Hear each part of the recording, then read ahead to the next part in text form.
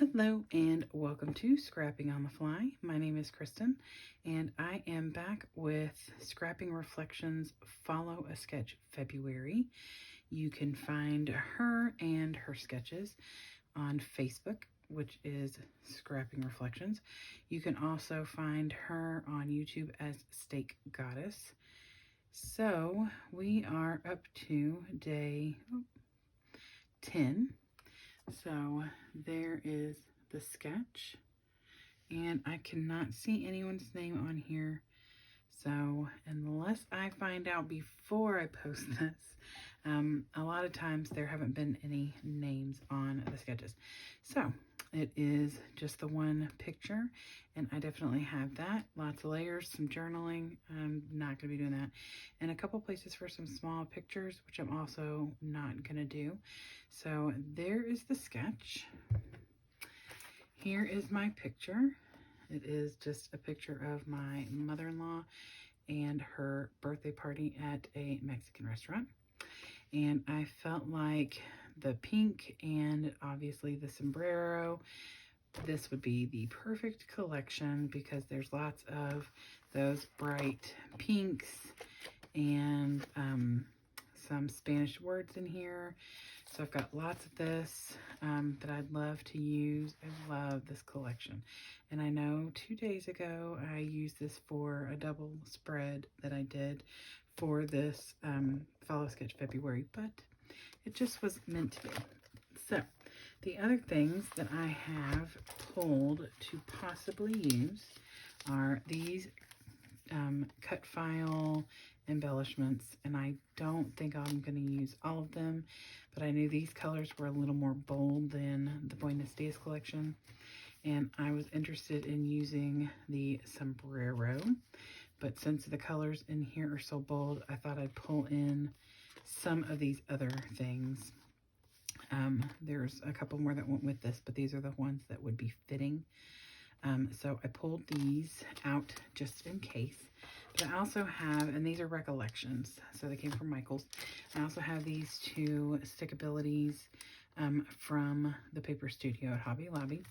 And they both had a different sombrero on them and some other colors. So I thought I would just see which one of these was going to work best for what I end up doing, because I have no clue.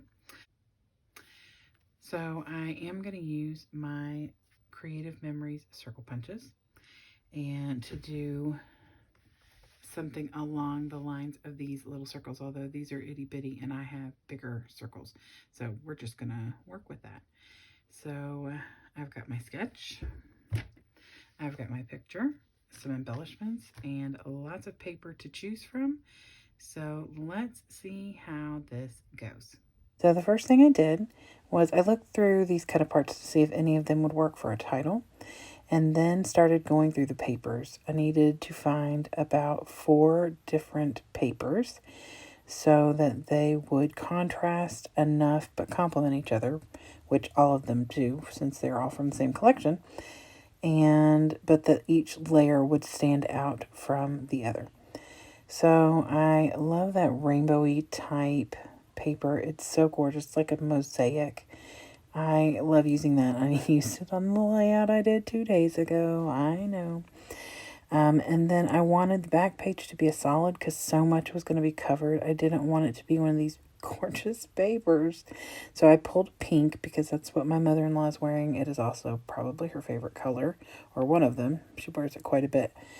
And I thought that these papers that I just pulled were the best option. So instead of scalloping my paper like in the sketch, I decided to do a very jagged tear.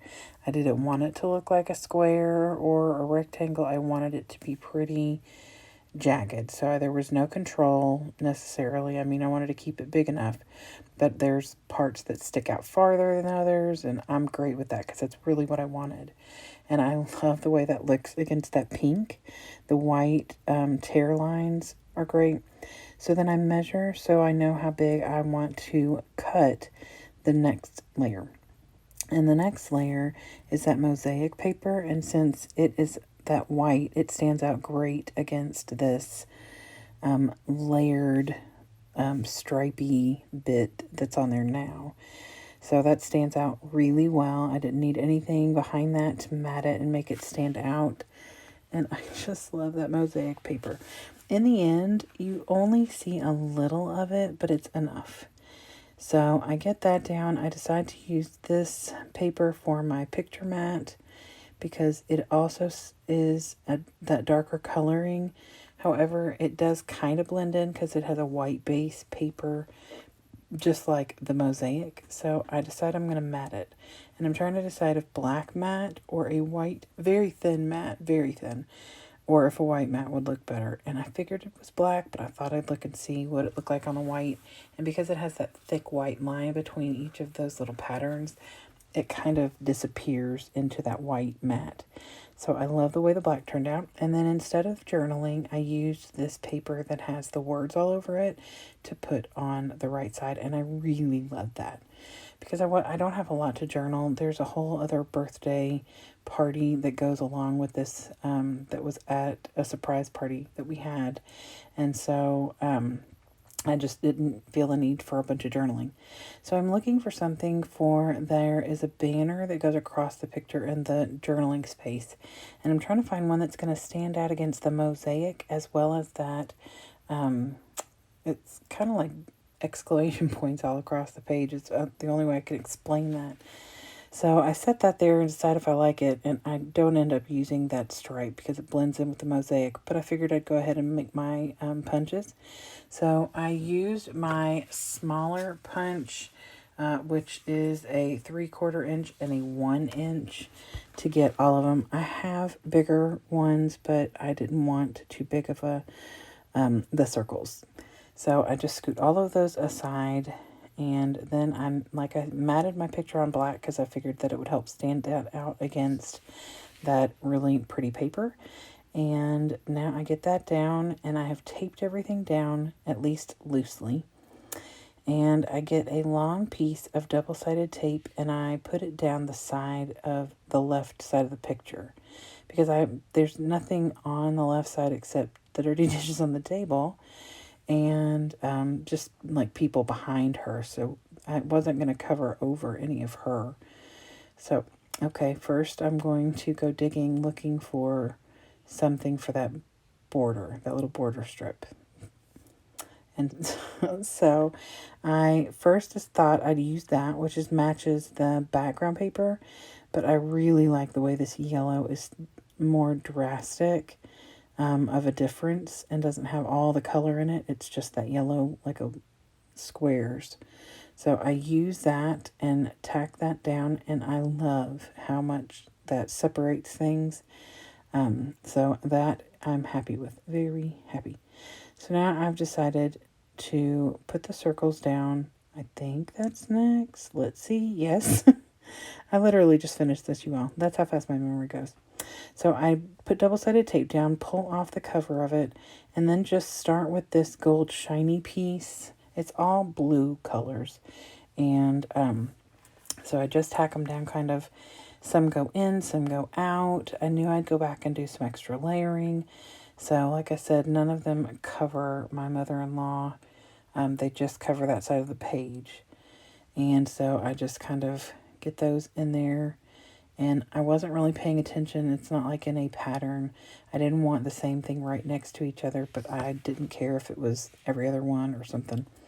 And then I go back and add a few more on top of the layers that I have, just to give it a little bit more depth and definition, as well as to get a couple more things on here. Like I did do a couple circle punches of the paper that has the words on it. And I put a couple of those down. And it doesn't make a word. Like you can tell it says always together, but it's all cut off. And I think the other one says congratulations, but it just says con. So, but it's adding that same pattern and color to the left side of the page. And then I have 3 circles left. One of the little blue and dark blue polka dots, one of the little daisy flowers, and one of the floral print. And so I was just going to set those aside, and then I realized in the sketch where those 2 little pictures are, there are 3 circles on that bottom right corner as well. So I just tack those together, and even though they kind of disappear into the page, they will be a little bit more defined once I put a cluster of things right there. So I know the blue polka dot stands out, but that's about it for now. So I am done with all of that part, and I am trying to figure out what I want to do with embellishing. I really, really want to use this sombrero. While it is a little bit bolder of a color scheme than what these papers are, I still really want to use it. So I pull out the sombrero, I pull out the maracas and that word, the Fiesta sign, and decide that if I put them on the three corners, it will bring the colors together. And it's really not that far off from the colors that are in the layout. So I felt like it was going to work. And so I put down the sombrero is going to stay where it is. The maracas are going to stay and be adjusted a little bit. I really wish you could have seen both maracas, but you can see both sticks when I'm done, and one almost full maraca. And at some point right there, I was showing that little slice of cake to my son, trying to figure out which way was up. And I put it down right there, and then decided I needed to put a little foam since there's so many layers of paper there. So I put a little thin piece of foam, not fun foam, it's unfun foam. So it's a lot thinner than fun foam, and which is exactly what I needed. So I put that little piece of cake down there, which helps bring your eye down there to the circles. And then I'm trying to find a good place for the maracas. Like I said, I really wanted them to show enough to bring the color in, and so I go ahead and get those down, and then I tuck in the sombrero up at the top, and then I decide I want to mat the Fiesta on some pattern paper from this collection, and I go ahead and use the paper that I matted my picture on, because I thought that would bring that pattern up just a little bit and into the layout. So I mat that on a piece of the scrap, and then I lightly fussy cut around that because it's got like a little an edge to it. So I just quickly go around it. I'm not being cautious necessarily. I'm just kind of loosely cutting around there. And I want to kind of make it enough of a thick border so you can see the paper behind it, because it would be pointless to use this paper if you could see it. So then I get my black soot ink pad, I drop it, and luckily I don't make any big boo-boos on my page. I normally do not ink over my layout just because the ink pads, bleed, and ink pads sometimes can have like little fluffies that come off that will fall onto your layout. I typically don't do it over my layout, but when I'm doing things on camera, I feel like y'all need to see what I'm doing. So I get all that on there. Now I am ready to pull out the Buenos Dias paper or project pad, and there are a few things that I definitely want to pull in from there, and that would be some of the word phrases. So the first one I pull out says familia, but it's a light pink, and it's going to disappear pretty much anywhere I put it. So I'm matting it on some of the background paper, but I put it on a stripe that is going to stand out enough with the phrase. And then I pull two other ones. One says celebrate and one says yay. And all those colors, of course, are in this layout as well. And I mat them on that same paper on part of the paper that will stand out. I tuck the word celebrate in underneath the cake and put familia over by the maracas, and then put the word yay up by the sombrero. So it's kind of bringing this collection to the three clusters, at least two of the clusters that have the recollections embellishments. So I'm looking for anything else I want to put in there, and I'm debating. I keep looking back at my sketch, trying to decide if I need to put anything else on there. And I really don't want to put any more. I do grab that label, which matches the little border that I put up at the top. And so I will write the date and a brief description of what this is and the name of the restaurant. I had to verify its spelling before I wrote it, so I do not journal on that little thing. So I pulled my Park Lane gold gemstones and some orange gemstones I got from my buddy swap at Christmas. So I don't know what brand, if they were in a package. I took them out and I don't know. So I put 2 orange and a gold, or 2 gold and an orange in these 3 different spaces. And then I sit and kind of stared and try and decide if I want to put any ink around on this page. And I really decide that it is busy enough with all the wild patterns and the words and everything. So I decide against it. And I feel really good about the way the layout looks. So I'm going to show you the sketch once I'm done looking at it again. And then I'll show you some close-ups. I hope you all have enjoyed this. I hope you all are following along. And I hope that you all get a chance today to do something you love with someone you love. Come back tomorrow, and happy scrapping.